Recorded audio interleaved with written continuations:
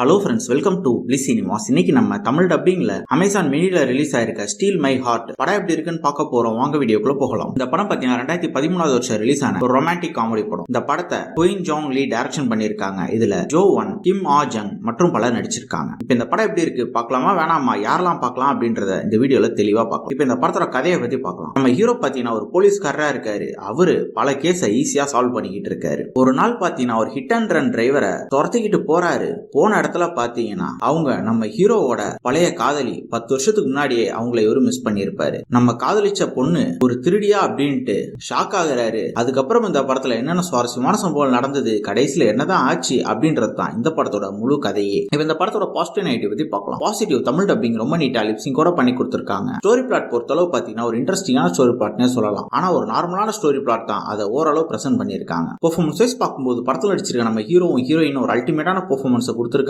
படத்துல பிச்சு உதறி இருக்காங்கன்னு சொல்லலாம். படத்துல வர காமெடி போர்ஷன்ஸும் ரொம்ப நீட்டாவே ஒர்க் அவுட் ஆயிருக்கு. அதே மாதிரி நம்ம ஹீரோ ஹீரோயினுக்கு நடுவில் இருக்க கெமிஸ்ட்ரியும் ரொம்ப சூப்பராகவே ஒர்க் அவுட் ஆயிருக்கு. கேரக்டர் ரேட்டிங் வைஸ் பாத்தீங்கன்னா ரெண்டு பேர் கேரக்டரும் ரொம்ப அல்டிமேட்டா எழுதி எடுத்திருக்காங்க. அதே மாதிரி பாத்தீங்கன்னா டெக்னிக்கல் ஆஸ்பெக்ட்ஸ்லயும் படம் நல்லாவே இருக்கு. சினிமாட்டோகிராஃபில ரொம்ப கலர்ஃபுல்லா இருக்கு. சவுண்ட் எஃபெக்ட்ஸ், பிஜிஎம் எல்லாமே நல்லாவே இருக்கு. ஸ்கிரீன் பிளே வைஸ் பார்க்கும்போது பல சீன்ஸ் நம்ம பல படங்கள்ல பார்த்து பழக்கப்பட்ட அதே சீன்ஸா தான் இருக்கு. பல சீன்ஸ் பிரெடிக்டபிளாவும் இருக்கதான் செய்யுது. அதே மாதிரி பாத்தீங்கன்னா படம் கிட்டத்தட்ட 2 மணி நேரம் போகுது. இன்னும் கொஞ்சம் கட் ஷார்ட் பண்ணி எடுத்திருக்கலாம். ஓவராலா பாத்தீங்கன்னா இந்த படம் ஒரு ஒன் டைம் வாட்சபிள் படம் தான். ட்ரை பண்ணி பாருங்க. இன்னொரு வீடியோல சந்திக்கலாம். தேங்க்யூ.